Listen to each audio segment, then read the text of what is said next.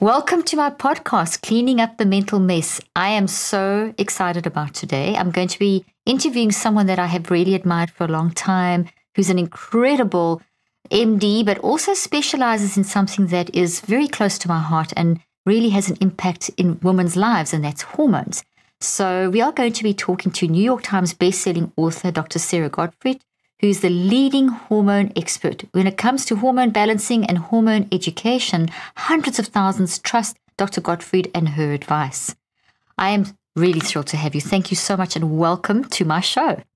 Thank you, Dr. Leaf. Happy to be here. Oh, it's wonderful. There's so many things that we started even kind of touching on before we began the interview, and I'm very excited to dive into understanding hormones and you being the expert. I mean, as I just mentioned in the little intro that I did for you. And by the way, there's a great intro. Go read the intro on the show notes. It's Dr. Sara Gottfried has an amazing bio.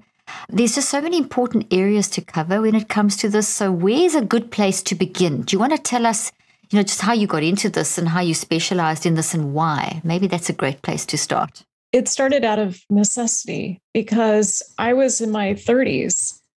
About 35, I had one kid, wanted to have another kid. I was married.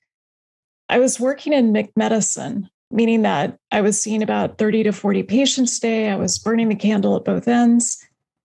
And I just felt too young to feel so old. I was really struggling. I had PMS. I didn't want to have sex with my husband. He's hot. There was no obvious reason for that.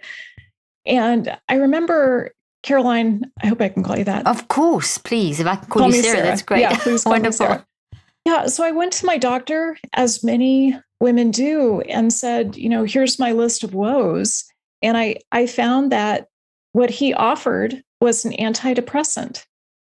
So, he said, why don't you take a birth control pill? Oh, you're struggling with your weight. You just need to exercise more and eat less. And that's where I just realized that we are failing, men and women, when it comes to some of these issues that we face, whether it's at midlife or before that or after that. And so I left his office. I went to the lab and I scienced myself. I did a hormone panel and I found that my hormones were completely out of whack. So that's what really got me started on this path. In particular, I found that cortisol, the main stress hormone, was 3 times what it should have been. I found that was taking several other hormones out of balance, such as my thyroid, my estrogen and progesterone, even my testosterone. So that got me started on this path because I realized we can do something about this. We can change our lifestyle. We can change the way that we eat, and we can get some of these hormones back into balance without resorting on an antidepressant. I mean, there's a time and a place for them, certainly, but it's not what I needed, and it's not what the majority of my patients need. So that's where I got started, where I realized the power of mindset, the power of lifestyle redesign, the power of nutrition and the way that we eat in helping us with creating the most robust health possible. Yeah, when I hear doctors say what you've just said, I wanted to sort of jump up and shout with joy because I've trained so many physicians in my lifetime. And what you've just brought to the table is what is happening. I mean, we get so many people sending us emails with these things, and I'm not a medical doctor, so I don't advise on it, and I refer to various people. This is why I'm so thrilled we've got you on the show. But it's true, just like it's immediately an antidepressant. I mean, those mess your hormones. I've done enough research on antidepressants to know that so your hormones are playing a role, but you're going to get them even more messed up. So it's not going to make it better. And just kind of, you overeating or change your diet. It's not quite that simple. It's so much more complex. And I love that you say that there's a solution, and that we need to look at, hormones are driving. Can you talk for a moment, just you, the expert? I don't want to step into your wheelhouse. Let's talk about why hormones are just so important for every aspect of us as a human and our mental health. Hormones drive what you're interested in. They drive mood, they drive metabolism. And here, I think it's important to think more broadly than maybe you've thought in the past about what metabolism is. Metabolism is all the biochemical pathways in your body. So I want people to think about metabolism much more broadly than you might conceive of it now. Metabolism is not just how fast or slow that you burn calories. It is the aggregate of all the biochemical pathways in your body, including the ones that determine how fast or slow you burn calories. Calories matter, but hormones matter more. It's involved in trauma. It's involved in depression. We know, for instance, that about half of patients with depression have high cortisol levels. In fact, we use it as a suicide marker, but we don't use it enough. A lot of psychiatrists are not trained to measure some of these hormones.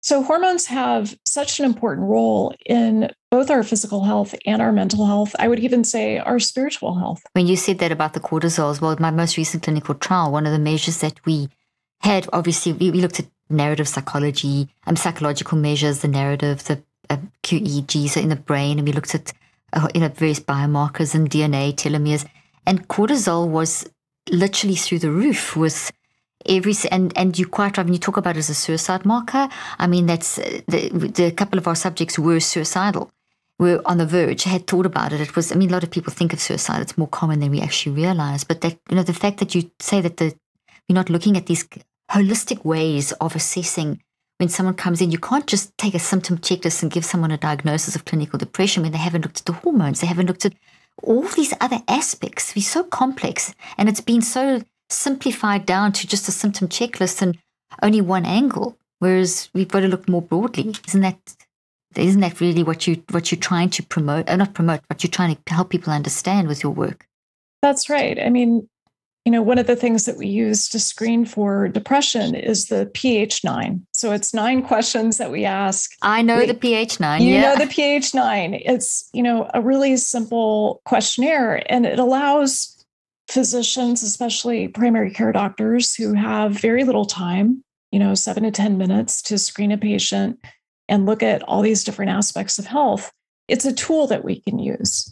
But I think what we deserve is a much more holistic, as you said, a much more integrative, a deeper analysis of what's really going on, at the level of the cells, at the level of the genes, how those are interacting with the environment, because that's what really allows us to look at root causes rather than just to mask the symptoms with a pharmaceutical. You're in my wheelhouse now. I mean, this is so absolutely critical. In my recent trials, we were also at first a couple of research trials back.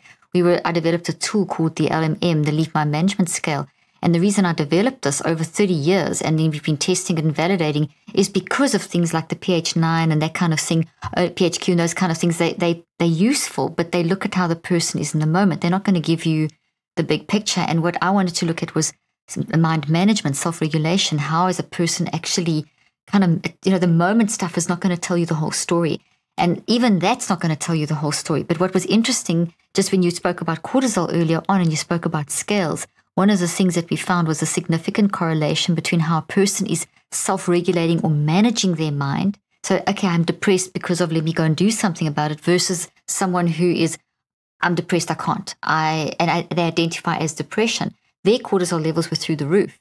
There was a significant correlation. Their scale scores were very low, and their self-regulation and the cortisol were through the roof. And the ones that had more self-regulation, the cortisol was lower. So there was and the homocysteine, we found a significant relationship.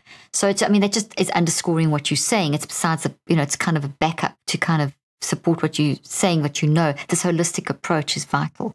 So I hope more doctors will just listen and read your books, which I know they are. And I know there's a trend, isn't there? There's a move in the medical profession to move more holistically, isn't there?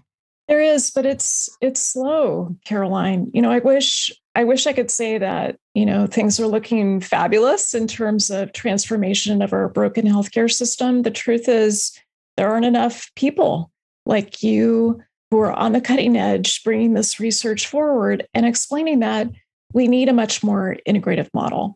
It's not necessarily to replace what exists right now, but it's a way of adding value, which I think is so important. You also raised another factor when you were talking about homocysteine.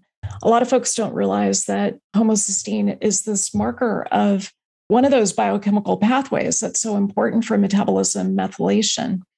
I just had a patient right before joining you today on this podcast who has a homocysteine that's quite elevated. He's a professional athlete and he's got high inflammatory tone. So he's got too much inflammation in his body. And we've got to bring that inflammatory tone down for him to perform as the best possible player that he can be. So that's his story. There's other people who have inflammation, kind of this, I think of it as like a fraternity party that's happening in the body, a party gone wrong. And inflammation, we know, is related to so many mental health issues as well as physical health issues, anxiety, depression through the gut-brain axis. But I'm getting a little ahead of myself. Let's go back to it. It's great. It's excellent. It's actually fantastic because we can always come back and circle around. So if you want to continue explaining, you're doing a beautiful job. So please continue. I think it's really important what you're saying. We can always circle back down to the hormones.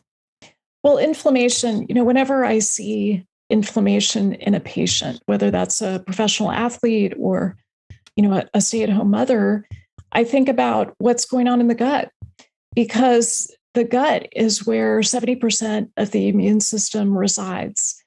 And often there's this civil war that's happening in the gut, and you may not know it. You may not have any gut symptoms. You may not have constipation, diarrhea, gut pain, bloating.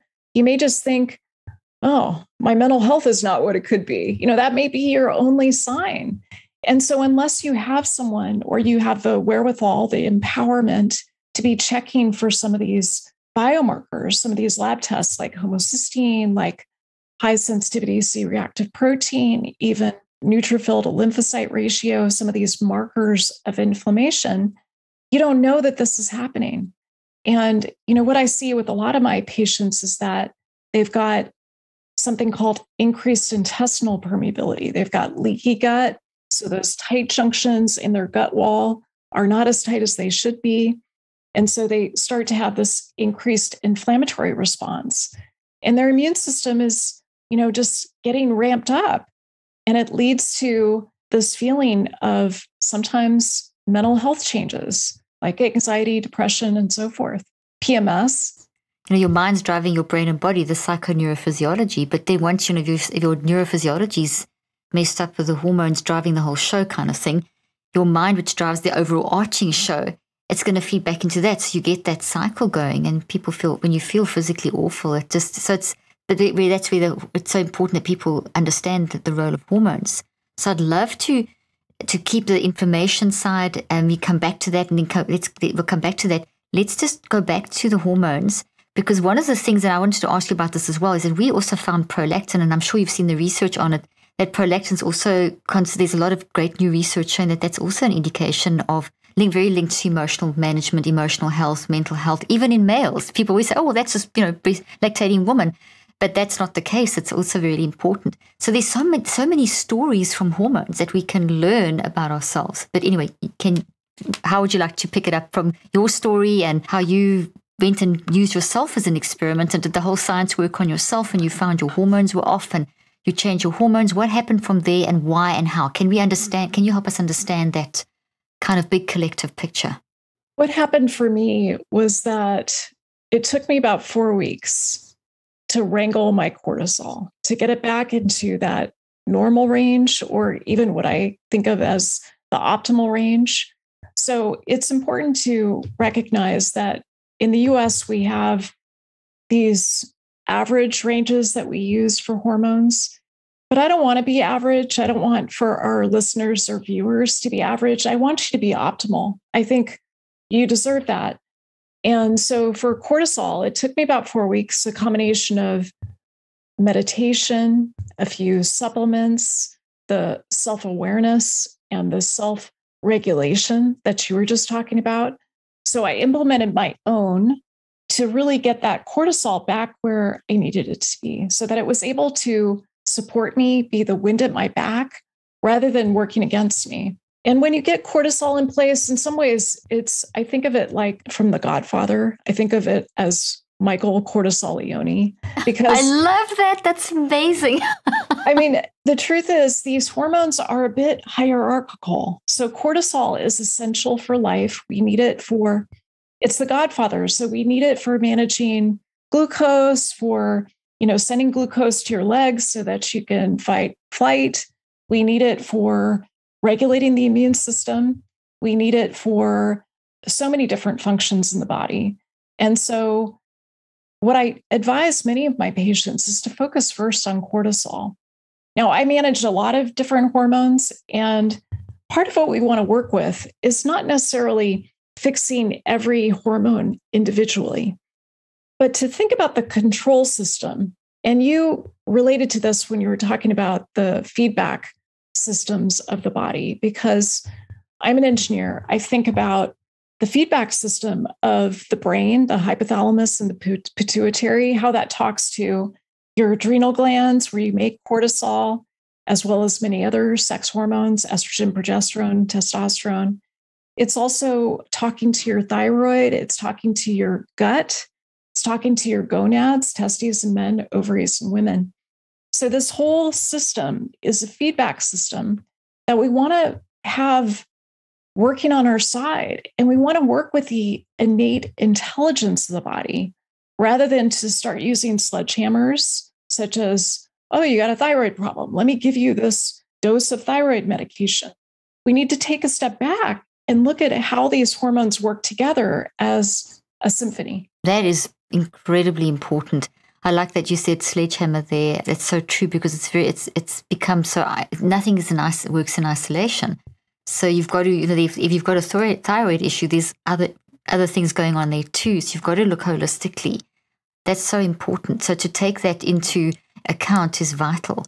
So that's amazing. So when we talk about hormones, people immediately think like feminine hormones, the female hormones. But it's male and female that you're working with, and it's hormones that are driving our system. So and I love how you go, you've got to, even though you say cortisol's the sort of godfather, I love that. I love what the godfather, the Coppola, what is his name again? Well, Dan you mentioned Dan Cortisolioni. Oh, Michael Cortisolioni. Mike, that's so great. But the director of the Godfather, of the Godfather series, he actually said that the way to kind of override any system that's negative, he was talking in general about like politics and society, but it applies to what you're saying. Just reminded you, said you've got to work from the inside out. So if you're gonna succeed, you've got to work from the inside out. You don't come with a sledgehammer from the external in. And kind of when you were saying all of this, it made me think, seeing as though we're on the topic of the Godfather, or on the analogy of the Godfather, that's what you're doing. You're working from the inside out, and the inside is a very complex system. So to just come, because we're very much in a day and age where I believe I get this all the time. What's the quick fix for anxiety? What's the quick fix for, there is no quick fix for anything. It's a whole systems approach. It's a holistic approach. It's an ongoing assessment approach that you're constantly doing. It's an ongoing monitoring approach. And I'm hearing you say the same thing when it comes to hormones. So can you explain a little bit more just about the different maybe types of hormones and a little bit more, go into a little bit more depth, and maybe let's move into a little bit about women's hormones as well, and maybe even touch on things like BHRT. It's such a huge open field that we can go into. So what would be the best and easiest way to approach this that would help our listeners understand hormones and the importance of them? I so love how you message that, this work is complex and it may sometimes feel overwhelming, but I can also say that living with your hormones out of balance is so much harder than the work that it takes to get your hormones back into balance. So I just want to say that to give people a sense of hope.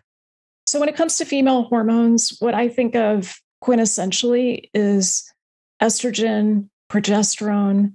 Those are the hormones that you start to make more of when you go through puberty. And that's when so many of our young women, especially, develop anxiety for the first time.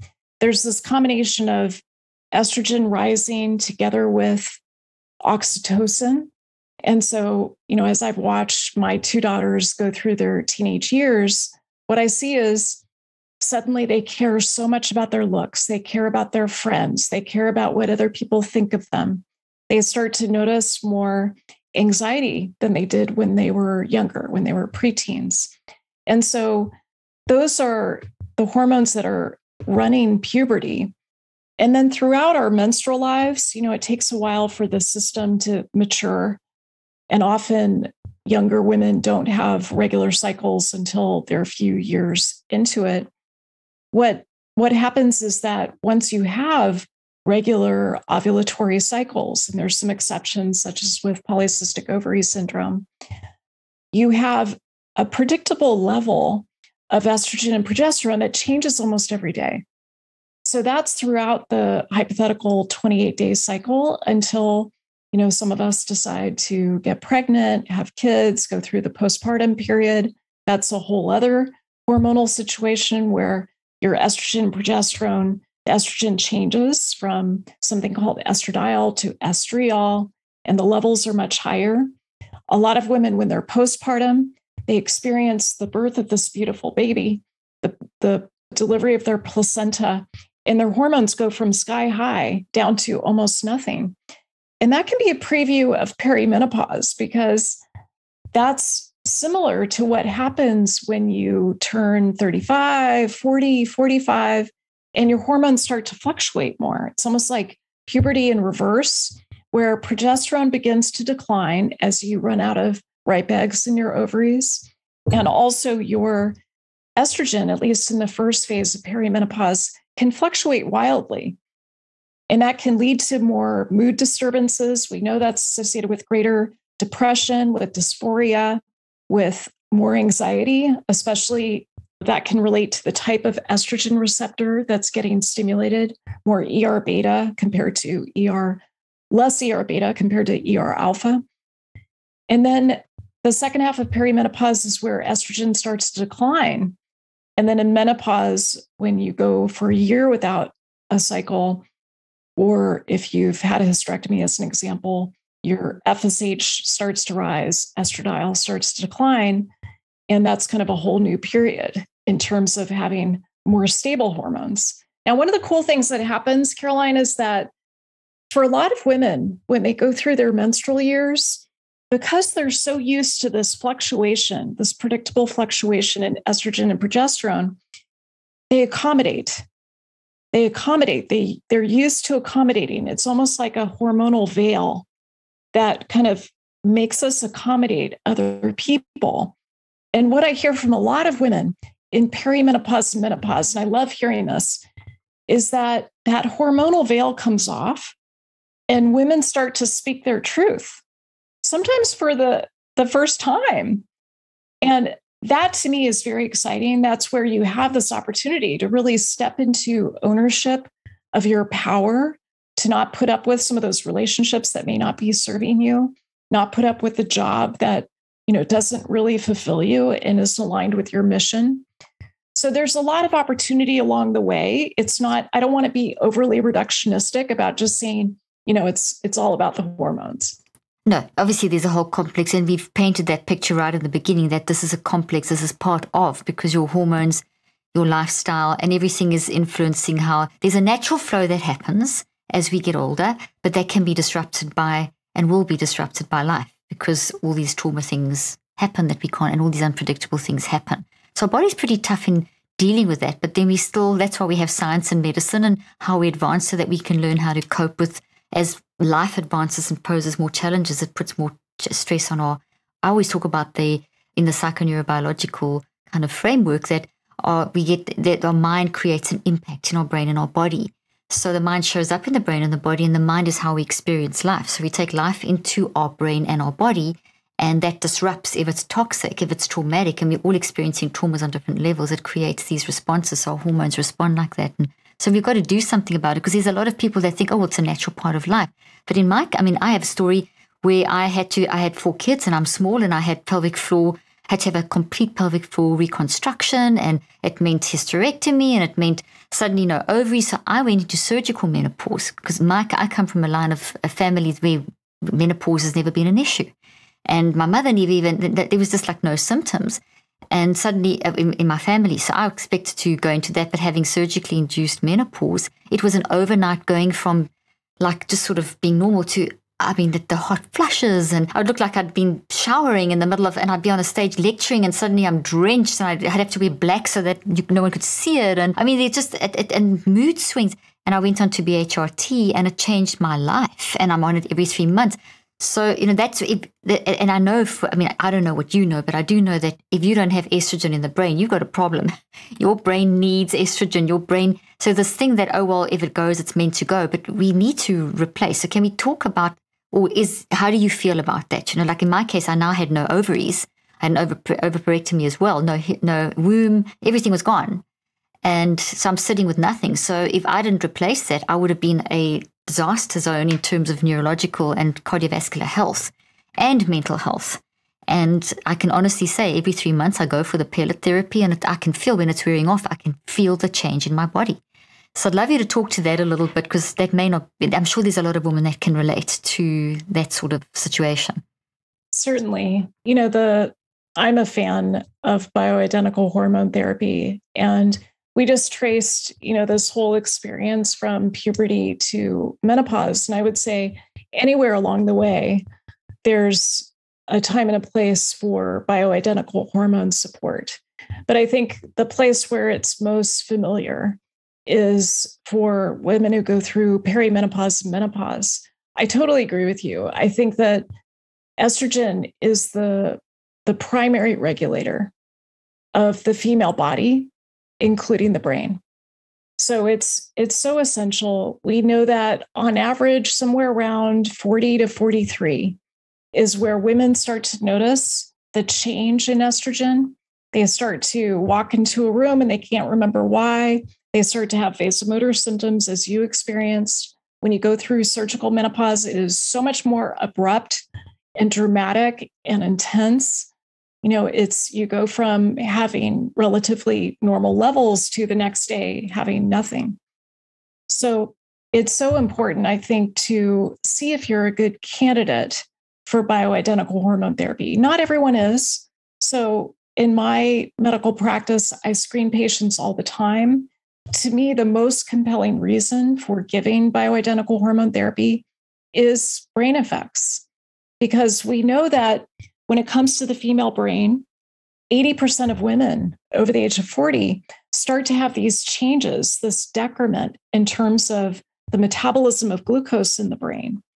And that's associated with more symptoms, the hot flashes, night sweats, mood changes, and so forth, maybe weight gain. And so we need to consider whether to intervene. So I'm a big fan of assessing whether a woman's a good candidate. I practice precision medicine, so my evaluation is probably much deeper than what some people may have experienced.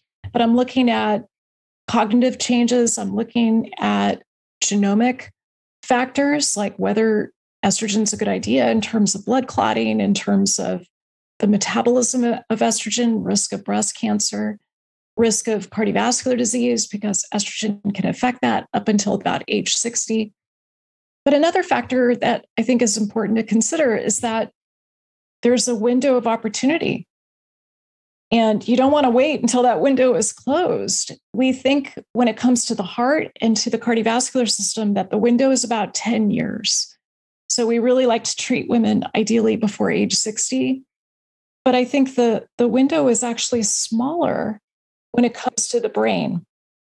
So the latest data that we're seeing, and there's not enough research on this, but from what we know, we think that window might be more like 5 years when it comes to the female brain. So you have to intervene within that 5 years of a hysterectomy or perimenopause, menopause, because if you wait too long, it can actually be more risky to give estrogen to an older female brain. So that window of opportunity is also an important factor to consider. Wow, I'm so glad you mentioned that, because I've done a couple of interviews with people in this area, especially you probably know Lisa Mosconi. Oh, yes. And yes. the link with Alzheimer's, and that when she also speaks about the window and how we've got to realize that you actually prevent Alzheimer's from early on. And I love that you said about you potentially do BHRT, bioidentical hormone replacement therapy, for at any stage in that life cycle. Because I know there was a lot about just for perimenopause or menopause or postmenopausal women in that window.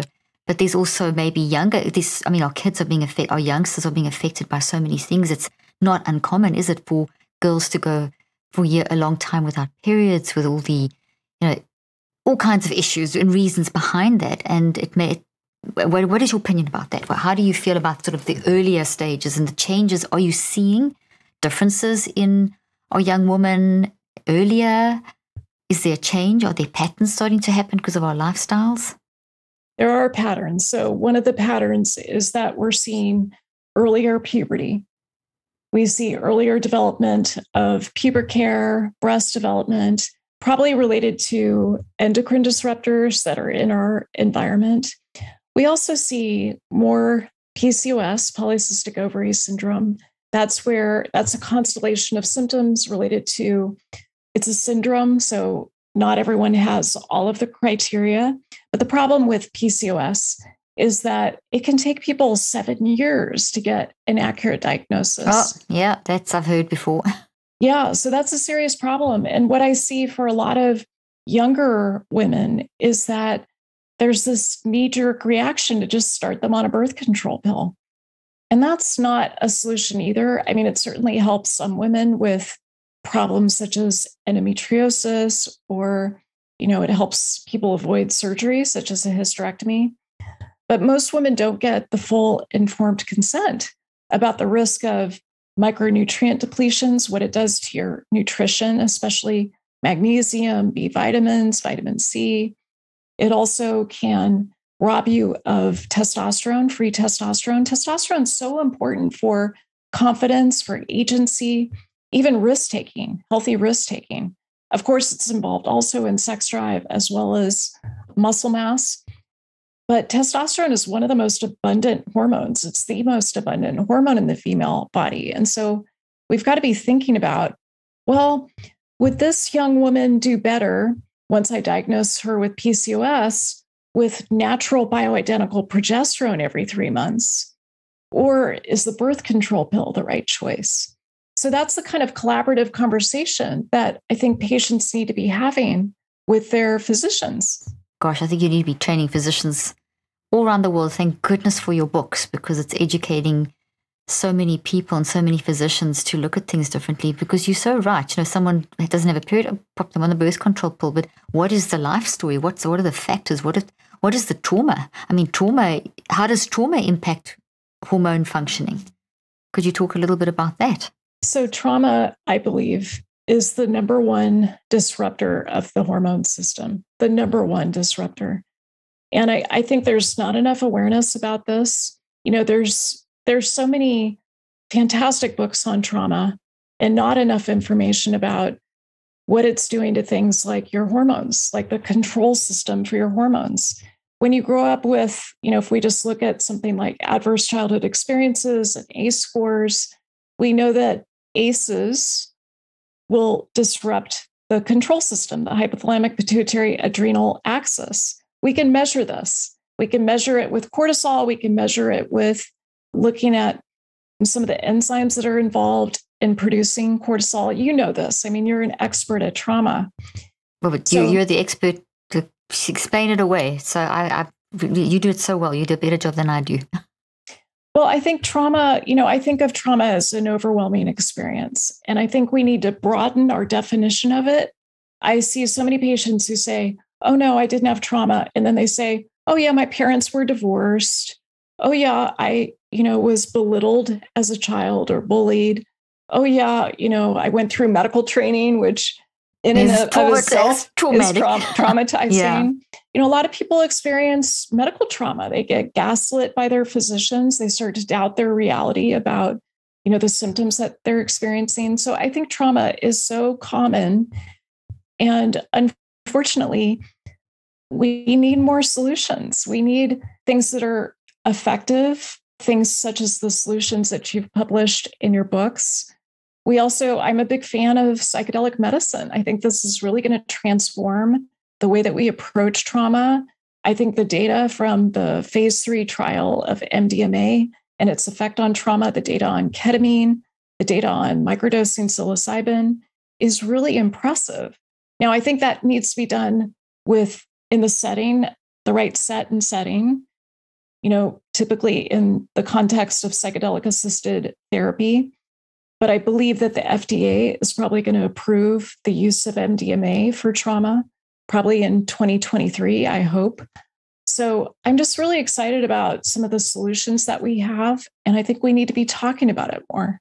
We need to be talking about it more, we need to be, as you say, trauma informed. I talk about this all the time, and it's becoming quite a common phrase that people use.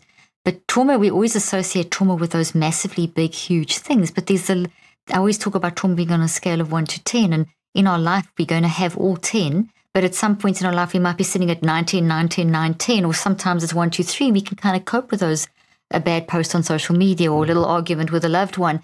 That's still trauma because it's an adverse experience. So what I'm hearing you saying, and I've seen this in my research, but I'm so interested to hear more in terms of the actual hormonal impact, is that I'm hearing you saying that mind-brain body connection, it's very real. That psychoneurobiology is very real, that your hormone system can be completely thrown. So it's not unusual for someone who's experienced childhood trauma to actually not have a period or to have a complete disruption of the cortisol, which is then going to, have a whole downstream effect on everything else as well.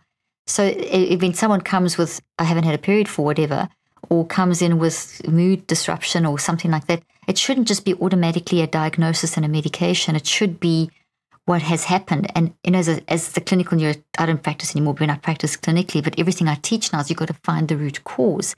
So to the point I want to make here, and I want to ask you about this, is I get approached often by people that use things like neurofeedback and, everything that you've mentioned, all the different therapies. Let's talk about all the physical therapies, and we have to do those because life has an impact on our brain and our body. Instead of, we've got to stop saying, I believe that the brain made me do it.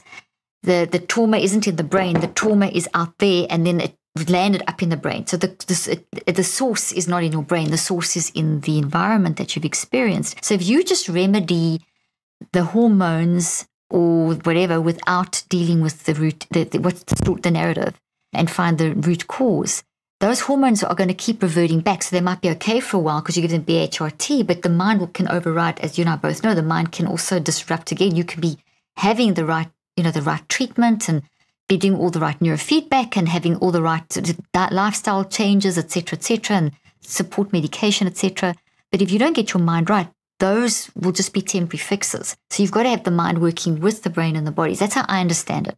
And from my understanding, and please correct me if I'm wrong here, because this is your field of expertise, but I'm almost seeing like the quickest signal in the body is our hormones. And as you so correctly said, cortisol starts the process. We've got to pay attention to cortisol, and then we've got to look at the downstream effect. And that kind of is almost like the first lot of physical signals that we really feel and impact and see very quickly. The other ones are kind of lag a little bit behind, but please correct me if I'm wrong in my assessment. You nailed it. I mean, I think it's so essential to realize that trauma is this ongoing experience in the body. It's related to self-regulation. It's related to hormonal pathways. It's related to inflammation. One of the things I see in so many of my patients with a trauma history is that they weren't able to say no as a child. And they got mixed messages about autonomy and about the beneficence of their caregivers. And as a result, they have autoimmune activity. That's true in probably 80% of my patients. Gabor Mate, I think, has written very beautifully about this. And so, as you described, what I'll see in some of my patients, I always screen everyone for trauma. But what I'll see is I'll start someone on some thyroid medication. They feel fantastic for about 2 to 4 weeks, and then they go back to not feeling good again. So that's where we need to be looking at some of these more hidden causes of hormone disruption, such as trauma. Same thing with other forms of bioidentical hormone therapy. I'll have a patient with perimenopausal mood dysregulation. We'll start her on some transdermal estrogen, some oral progesterone if she has a uterus. And maybe she feels better for a few weeks, and then she goes back to not feeling so good. And that often can relate to trauma. That's not the only reason. There's other factors in terms of inflammation, hidden infections, viruses and so forth, mold, Lyme disease, but trauma, I would say, is always at the top of my list. And then from the top of the list, you're going to go through all of those. I'm so glad you mentioned about Lyme disease because it presents so many times with psychiatric symptoms that are treated with the worst way when and you've got to treat the Lyme disease and everyone's always got some trauma. So the trauma can exacerbate. So if the Lyme disease is there, the trauma can exacerbate. Whatever's there will be exacerbated. So we've always got to address, the whatever level of trauma is there. So, oh gosh, there's so many millions of questions I want to ask you. Can we just kind of, if you don't mind, can we pivot? And I have to please ask you to come back again because we haven't touched the tip of the iceberg. I would love it. But I'd love to pivot to the let's talk about what happened with Facebook recently with these kids, Facebook and Instagram, and how there was this huge challenge about, the whole body image situation and how so many young girls are getting body eating disorders. And, this has become a very big problem. And it's not new. It's been growing, but it's kind of hit a peak and it's exploded. And I think this most recent Facebook thing has really brought it to light. So my question is, in the light of that, we have so many, the ketogenic diet and this diet and that diet, and, and there's kind of a lot of dangers around that. And you speak to that. You talk about the keto paradox and you identify the reasons why so many women fail to lose weight on the classic ketogenic diet, how it can be potentially dangerous. There's so many things that you talk around nutrition and hormones as well. And I know we don't have a huge amount of time now, but I'd love to come back and do that in more depth. But I'd love to, for now, just talk a little bit around the trauma of body imagery and what we've been told, the diet culture and, what's good and bad and all that kind of thing and what it's done to our young kids as well, male and female. I'd love to talk just a little bit about that and how you think that's impacting and a little bit about maybe ketogenic diets or whatever diet. Whatever. You take this wherever you'd like to take this. I've kind of laid a foundation. See how you'd love to answer it. Well, let me start first by saying that I find it heartbreaking to see the data on social media and how that reinforces and often feeds these body image issues that our younger women are experiencing. I think younger people in general feel it, but especially in my home where I've got two daughters, one 16, one 21, I think about it a lot because my daughters are digital natives. They're on their phone, even though we've got curfews with their screen time, and we always have. There's a way that diet culture really influences these girls. And I think they're constantly bombarded with these images, especially of, I think of supermodels as being genetic outliers. They're often 6 feet tall and they weigh very little. I won't go through names, but, that's not what the female form looks like. And I think it's so important to be talking to our kids about all different body shapes and sizes, how they're equal, all different shape sizes and colors, to be talking in an anti-racist way about media and how we consume media. And we knew before the whistleblower was testifying for Congress that increased social media use is associated with greater anxiety, greater depression, but anxiety especially among our young people. So this is something as parents that I think we have the opportunity to intervene. One of the things we do in our house is that we do a intermittent fasting from digital. So we do that once a week. And I think that's really important, just to have a 24-hour period where you're not constantly looking at images that are making you feel bad, often images that are altered and not real. So you may have some other things to say about this, but I think what I see hormonally is that a lot of these women see this like perfect image of the female form, and they just automatically, whether it's conscious or not, start to compare themselves to that idealized version and feel like they fall short. Before we even had social media, we knew that 80% of women were not satisfied with their body. I think the relationship that women have to their body, to food, is complex. It's not easy to just unpack briefly in a podcast.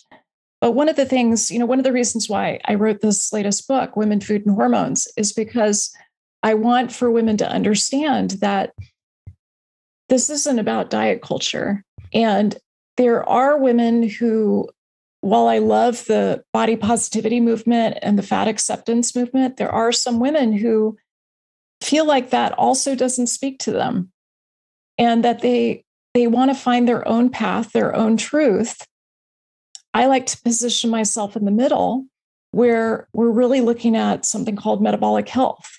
So how that metabolism is working, how your hormones and metabolism are supporting you. And I found that a ketogenic diet that's adapted for women is one of the ways that I think you can use food to regulate your hormones. So that's what the new book is about. But I'm curious what you think in terms of what we're learning about Facebook and Instagram in terms of anxiety, depression, and body image dysphoria. Well, everything you've said, I totally agree with. You've actually verbalized exactly how I feel about it, because you're wiring whatever you are thinking about the most. Your brain, your mind drives your brain. So your brain is going to merge with that, and it's going to become part of your neural wiring. And I always use these little toxic trees, because thoughts look like trees in the brain. So I always talk about these little toxic trees and versus healthy trees. I've always used my little trees. But this is disruptive. So when you're constantly looking at that image of that so-called ideal body and all the issues, everything that's attached to that, which is what we are, the whole emotion in that's built in, that's wired into the brain. And that is the anxiety that creates is then going to disrupt the cortisol, the hormones. So there's the whole downward effect on that. So it would be interesting to see if the increase in maybe not problems with periods and problems with hormones with young, are you seeing more in younger, more hormonal issues in PCOS, or that's something that's maybe a bit different, but hormonal issues in younger and younger children, which you said already earlier on, there is a change. So I do believe that that's playing in and it's changing our body because our brain rewires. And if this is toxic, so this is immediately disrupting the entire endocrine system, and including the immune system. The immune system is immediately fighting that. So yeah, everything you say, there's a direct mind-brain-body connection. And so hormones will be affected. So we've got to look holistically, and we've got to recognize the impact of this is not just to talk about, oh, this is so bad. This is actually changing our children's brains and bodies, and the hormones that literally run the brain and the body. And if we don't address this is a major issue. So I'm very pleased that you are talking about this, and I just wanted to sort of bring that up. And I think it's a deeper conversation, and we can dive into deeper next time. But Sarah, don't even want to end this conversation because I wanted to ask you, there's two things. We've got a few more minutes. It's like 2 minutes. So your latest book, you are a New York Times bestselling author. You're a leading hormone expert. Your latest book, Woman, Food and Hormones, you share a groundbreaking new plan that is designed by a woman, for women and their unique female biology. Your new health plan includes detoxification, nutritional ketosis, intermittent fasting, and has been proven to help women lose weight and feel better. So do you want to just talk for literally have 2 minutes left? Just give us a quick overview of how this is going to help women and hormones and mental health and where they can get it and where they can find out more about you. The book really came out of an experience I had with my husband where I noticed that my metabolic health was worsening. So my glucose was rising. Usually we get that checked every year with our doctor. And my husband and I went on a ketogenic diet. He lost 20 pounds in, a matter of weeks. I gained weight. My glucose did not get better. And so I realized that we've got to work around some of these strategies to improve our metabolic health. So there isn't one cookie cutter plan. That's Sorry, right. I didn't mean to interrupt you there. Sorry. Well, we have to personalize it. So that's what the book is about, how to personalize it for women. And you can get it anywhere books are sold, Amazon, Barnes & Noble, your favorite indie. You can also go to my website, sarahgottfriedmd.com, where you can get a few bonus things that can help you go deeper with the material. And your Instagram page is amazing. Everything you do is just so beneficial. And I think the key thing that I've picked up so many things from you, learned so much from you, but I love how you said your husband lost weight, you gained weight, and you ended off with the statement that you're not saying this is the diet because there's no one diet. You're saying it's up to each person individually. So you teach people how to uniquely work out, and that may not be the ketogenic diet. It may be something else. That's right. You teaching a person to see yourself as a unique individual with a unique metabolism and to learn how to understand that so that your hormones can work correctly. Have I understood that correctly? You nailed it, because your food can regulate your hormones. So we want to eat in a way that creates the best symphony.